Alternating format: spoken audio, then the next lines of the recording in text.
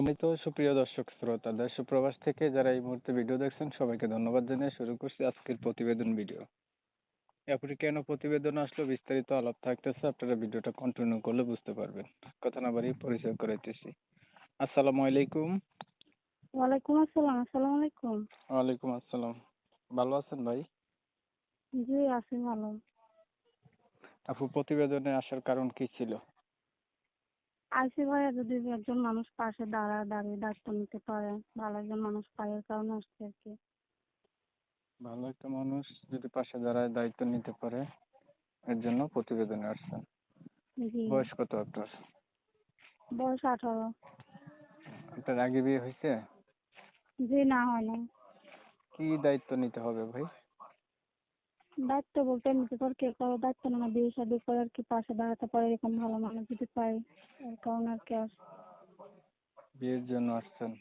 পরিবারে আছে জি। কে কে আপনার? আছে আম্মু আছে, ছোট একটা ভাই আছে। বাবা নাই? মা আব্বু ছোট থাকতে আলাদা হয়ে গেছে আর কি, আলাদা থাকে।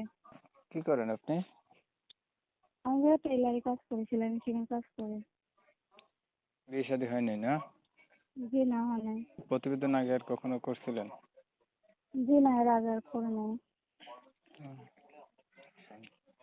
তো ধরেন কোনো একজন মানুষ আপনি পাইলেন, ভালো মানুষ, পাশে দাঁড়াইলো, তার একটু বয়স বেশি হইলো, তখন কি করবেন? সেরকম হলে সমস্যা নেই, যদি সে আমার দায়িত্ব নিয়ে পাশে দাঁড়াতে পারে তাহলে বয়স একটু বেশি হলেও সমস্যা নেই। ঠিক আছে, নাম্বার কোনটা, এটা আমি যেটা কথা বলতেছি? জি, এটা।